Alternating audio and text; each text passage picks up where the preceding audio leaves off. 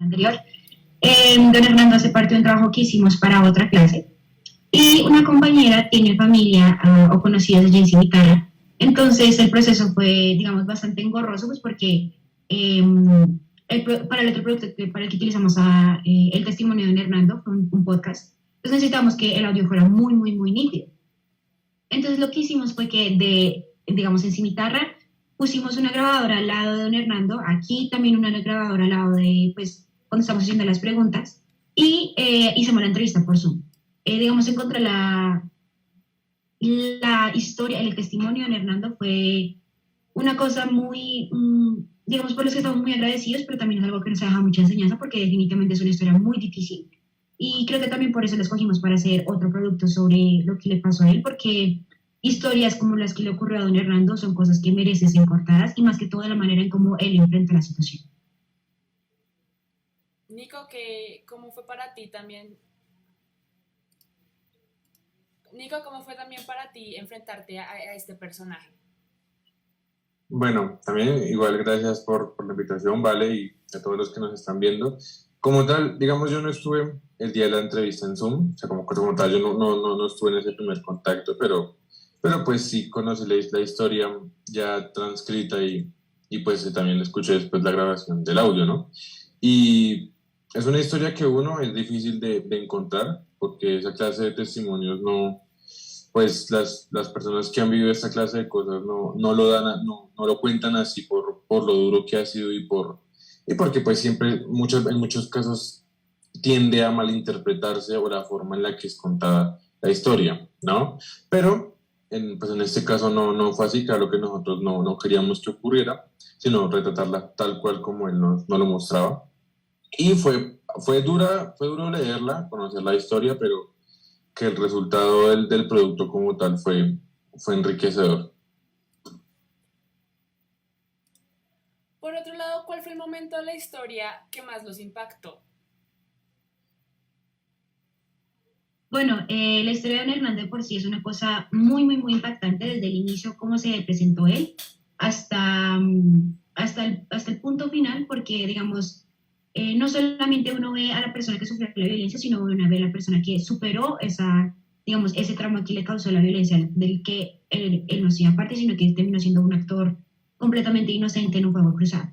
Pero, digamos, una de las cosas que más me sorprendió es que él hizo un recorrido histórico, no solamente hablando de, ok, Cimitarra, sino que habló de cómo fueron las elecciones de alcalde en Cimitarra, cómo el Partido Comunista los abandonó, luego como el ejército, el gobierno, cómo Cimitarra ha sido una víctima de abandono estatal completamente evidente. Digamos, también me sorprendió muchísimo la manera en que al inicio cuando estábamos hablando, él empezó a hacer un recorrido histórico de los terratenientes, de cómo se han aprovechado la tierra. Y quizás de las cosas que, digamos, en ese inicio de la entrevista me impactó más fue que, obviamente, pues mientras estamos haciendo la entrevista, uno se me pregunta, pues para hacer un perfil ilustrado, uno, pues, digamos, algunos tenemos la costumbre de preguntar, ¿quién es usted? Porque es muy diferente que uno como periodista, como externo, defina a la persona a que uno mismo se defina como persona. Entonces, cuando le preguntamos a don Hernando quién era él se presenta a sí mismo como Hernando Henao es una de las otras víctimas que tiene el conflicto armado de este país. Y eso me parece impresionante porque aparte de todo él hablaba entonces, desde que los 4 años que él no conoce qué es la paz, que él sintió que era paz cuando llegó a Cimitarra, y luego pues bueno, todo se cayó como un castillo en ellos, pero creo que esas fueron las cosas que más nos sorprendieron de la impresionante historia de Hernando. Y también como tal una escena en concreto es el momento cuando habla acerca de cómo asesinaron a parte de su familia en la finca, ¿no? Que pues es una historia cruda, fuerte y que muchas personas han vivido en esas mismas circunstancias, que entren y acaben con todo, por así decirlo, ¿no? Pero ese momento, a mi parecer, de todos los momentos de la historia, es el que más me pareció, no llamativo, sino impactante y fuerte de retratar. ¿Por qué decidieron hacer este perfil de forma ilustrada? Digamos que los llevó a no escoger otro formato. Bueno, uno era porque ese era un requisito del trabajo que tocaba que tocaba hacer. Tenía que ser un perfil ilustrado y que pues fuera de la mano con las temáticas que estábamos viendo, que eran conflicto, regiones, violencia y demás, ¿no? Entonces, ese era el primer punto.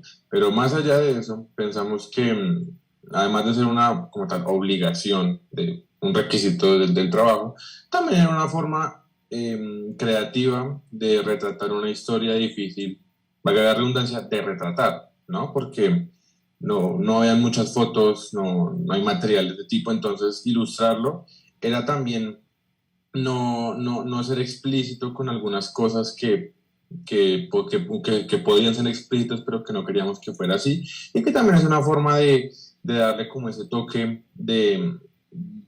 no, como de llamativo a la historia y que sea como entretenida de leer y que a pesar que sea cruda, quede como en las mentes del público que la lee y que no quede solamente que no quede en el pobrecito, sino en vez, esta historia refleja mucho de lo que es el conflicto en Colombia. ¿Cuál es la parte más difícil de hacer un perfil ilustrado? ¿Cuál es como la parte que ustedes dicen, de pronto esto es difícil de dibujar o de pronto a la hora de la entrevista no tengo suficientes nociones de cómo fue ese momento?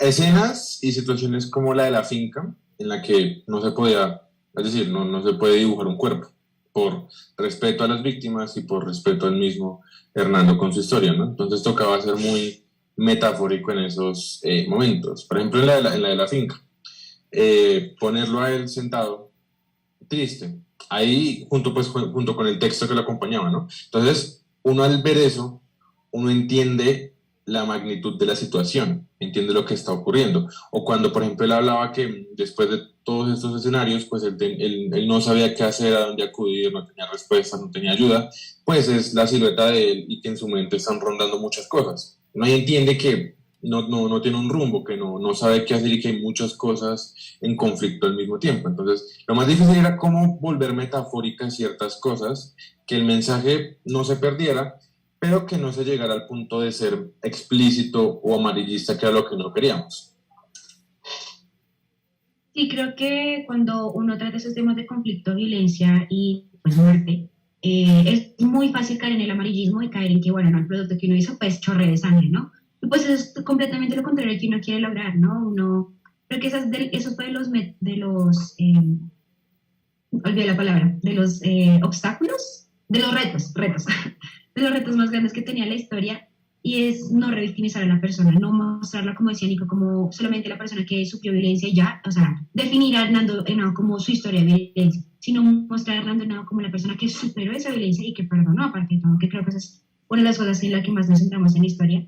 Y es que mientras, digamos, hacíamos la entrevista, también había momentos en los que tocaba ser muy respetuoso con el dolor de la persona. Incluso un momento en el que él se puso a llorar durante la entrevista y pues obviamente tocaba hacer una pausa. Ya después, cuando yo estaba haciendo la transcripción de la entrevista, yo lloraba escuchando lo que contaba la persona y creo que esa es una de las cosas más importantes, como cómo ser respetuoso con el dolor sin que ese dolor, sin que ese respeto lleve a romantizar ese dolor que sufre esta persona, ¿no? No mostrarlo como algo de ficción, algo alejado, sino algo como muy real, que es un testimonio de lo que pasa a muchos colombianos alrededor de todo el territorio, pero que al mismo tiempo tenemos que mostrar a esta persona no como la violencia que lo define, sino como superó la violencia y que eso sea lo que define a esa persona.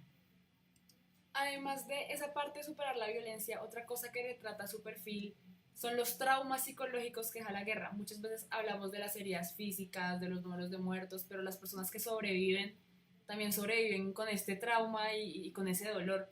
¿Podrían contarnos un poco cómo fue esto para el señor Henao?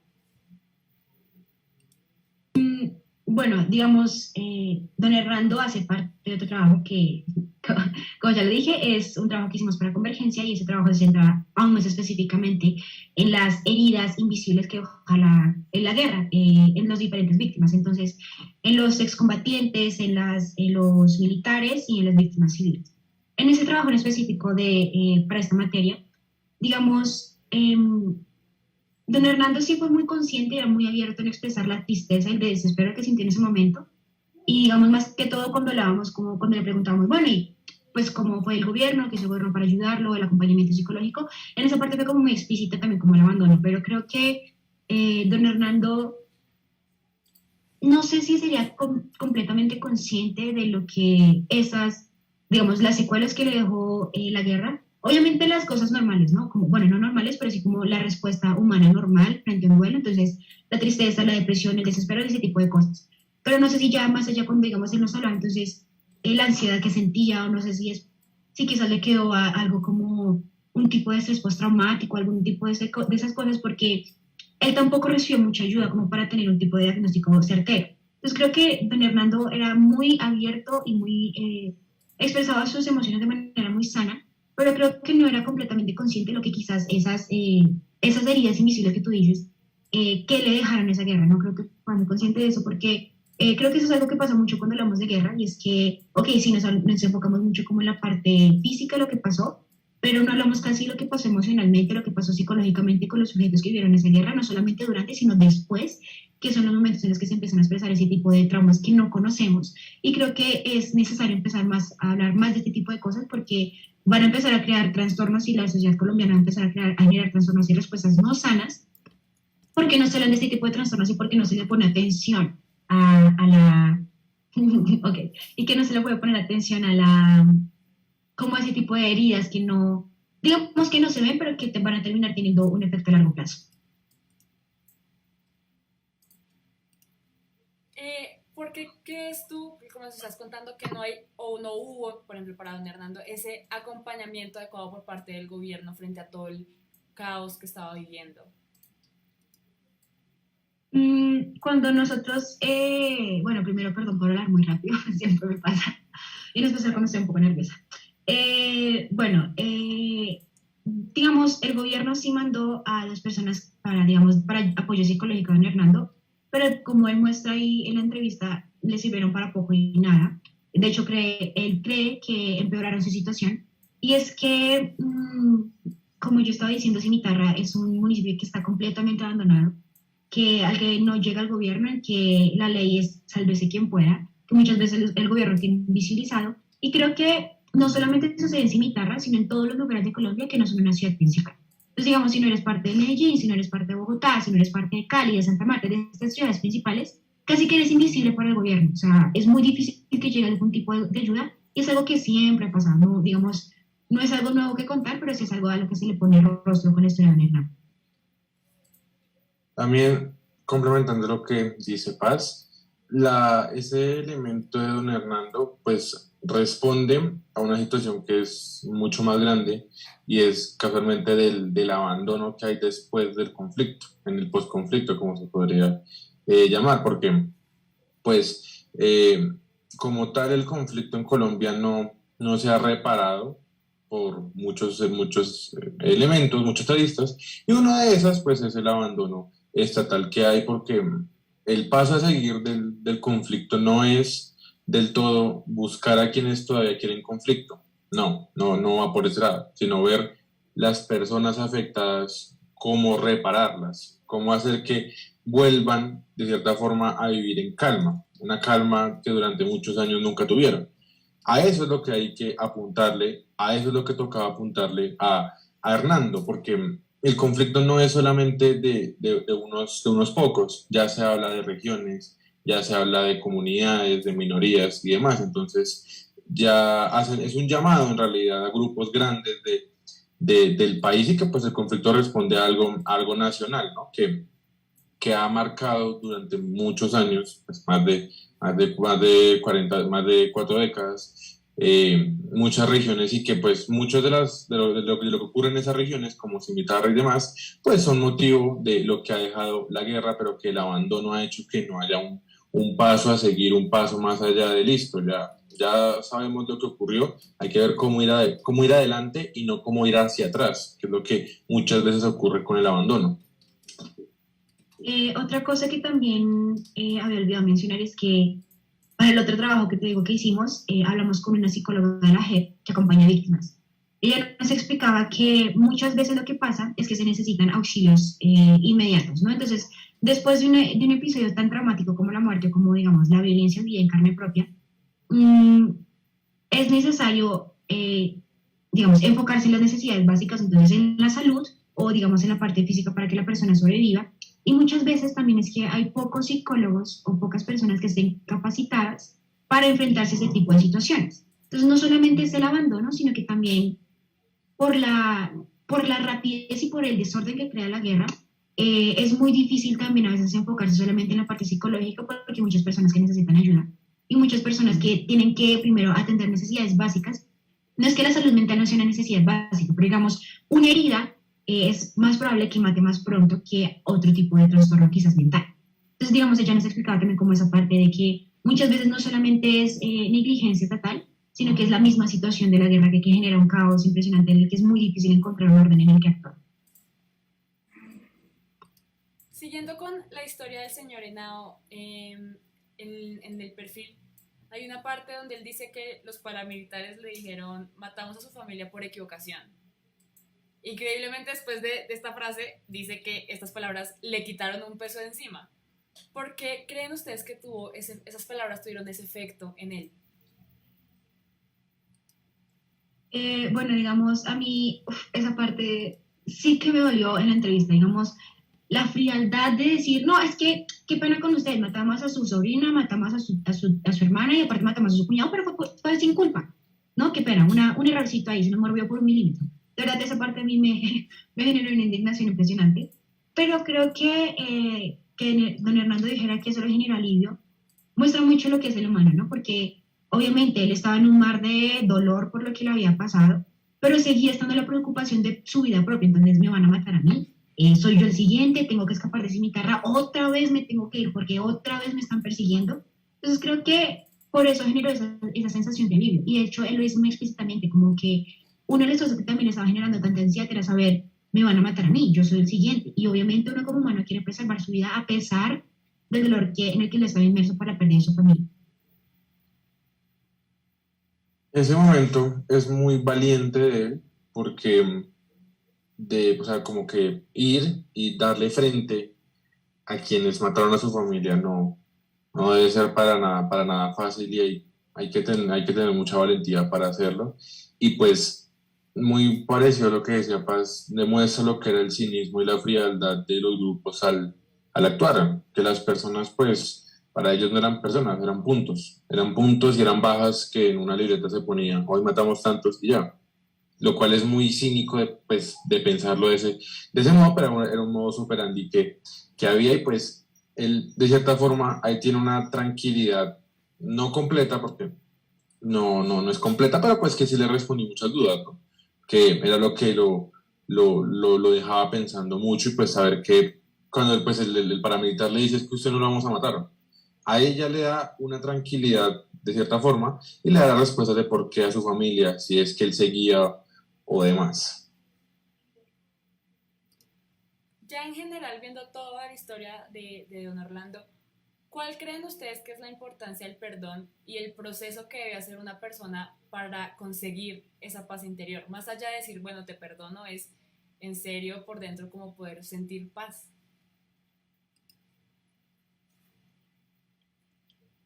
Uy, bueno, creo que el proceso del perdón, la verdad, no creo que haya una manera de decir como ABC, como paso 1, paso 2, paso 3 y ya, resultado inmediato, sino que creo que tiene mucho que ver con la capacidad de la persona de, es que no sé si se puede decir olvidar porque creo que esas cosas no se olvidan, pero quizás sí recordar sin rencor, que creo que es necesario porque digamos, creo que eso nos pasa mucho como colombianos, es como no queremos hablar de nuestra historia y lo que pasó y no es un tabú y no se habla y no silencio, no violencia, no nada de eso, sino que sí hay que hablar de eso, sí hay que recordarlo, pero hay que aprender a hablar de eso para no generar más violencia, no para generar rencores, sino para generar ese perdón del que hablaba don Hernando. La verdad creo que la persona más adecuada para responder esa pregunta sería don Hernando, yo me siento completamente inadecuada para responder esto, pero de lo que pude, digamos, entender y de lo que puede uno inferir, porque después de escuchar una historia así, es imposible no quedarse pensando en ella, creo que lo más importante ahí es enfrentar las cosas.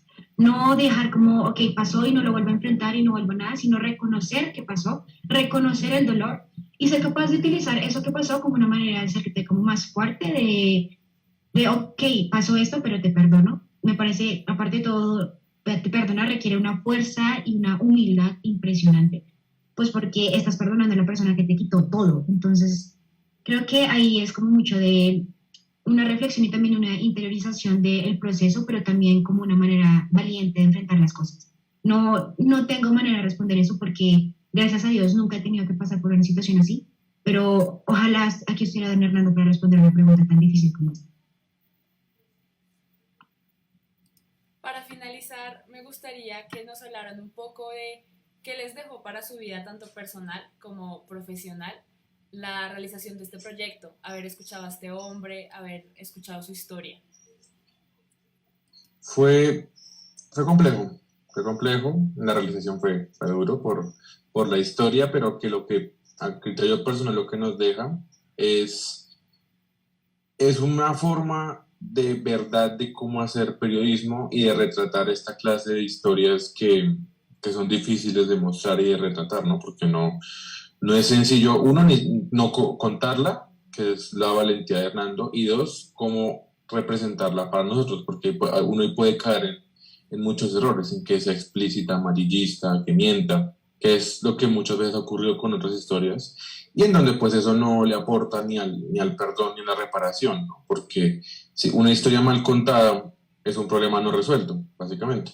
Entonces, eso fue un gran reto, primero, de poder no caer en ese error que se puede llegar a caer inconscientemente, lo cual no queríamos y pues no ocurrió. Y dos, de cómo retratar esta clase de historias, cómo tener un sentido muy humano y sí, no tengo otra palabra, muy humano, de no ponerse en los zapatos del otro, porque no podemos, pero sí de entender que él abre las puertas de lo que está contando y que es un motivo aún para creer que la paz en Colombia y el perdón sí puede existir, que no es una mentira, no es una fantasía, no. Es difícil y costará muchos años, pero que personas como Hernando demuestran que sí es posible y que aún es posible hacer periodismo de este modo, periodismo investigativo y de conflicto que le aporte a esa paz, a ese paso a seguir de lo que viene después del conflicto. El acuerdo se firmó hace 5 años, pero uno puede pensar qué ha ocurrido con ese acuerdo, qué ha ocurrido con el conflicto. Todavía es una brecha muy grande, pero que tanto los periodistas en saber cómo entrar en ese mundo de la reparación, como de las víctimas de contar sus historias, da mucho enseña mucho y profesionalmente también nos ha dado mucho. Bueno, que yo personalmente me llevé una admiración absolutamente profunda por don Hernando y por su capacidad de perdón y su valentía. Eh, y también es imposible no llevarse uno también el dolor de, como la empatía que uno siente con una persona así, es imposible tampoco llevarse ese dolor. Eh, yo hace poco me vi la película de Encanto, de la que Disney sacó de Colombia, y antes de ver una película yo le pregunté a mi hermana si iba a ser que los de Disney iban a retratar el conflicto armado en Colombia, que es tan importante para la historia, y si lo iban a retratar ahí. Lo hicieron muy bien. Y yo lloré 3 días seguidos después de ver esa escena, porque me recordaba mucho a Hernando. Yo decía, es que de verdad le pasó a él, y no es algo de ficción, no es algo que dura 1 hora y 40 y ya, ahí termina la historia, pero es algo que le pasó de verdad y que va a sufrir durante toda la vida. Entonces, como digamos, eso me marcó mucho. De verdad, tengo un profundo respeto a don Hernando por todo lo que pasó. Y también fue como un llamado de atención para mí, porque personalmente, pues estudiamos periodismo, ¿no? Entonces, como estudiamos periodismo, hablamos mucho y constantemente del conflicto armado. Y creo que hablar tanto de ese conflicto armado como los números del conflicto armado y el conflicto armado por allá lejano, hizo que uno fuera como, ok, es un conflicto armado por allá que a mí no me tocó, no conozco a nadie que lo haya tocado, entonces como que lo veo un poco impersonal. Pero después de hablar con don Hernando, pude ponerle como, pues, la cosa más clásica del mundo, pero le pude poner rostro al conflicto. Y creo que al ponerle rostro al conflicto también entendí la importancia de, es que no es firmar el acuerdo y ya, eso no le va a poner fin a la violencia, sino que también es algo como muy personal de cada individuo.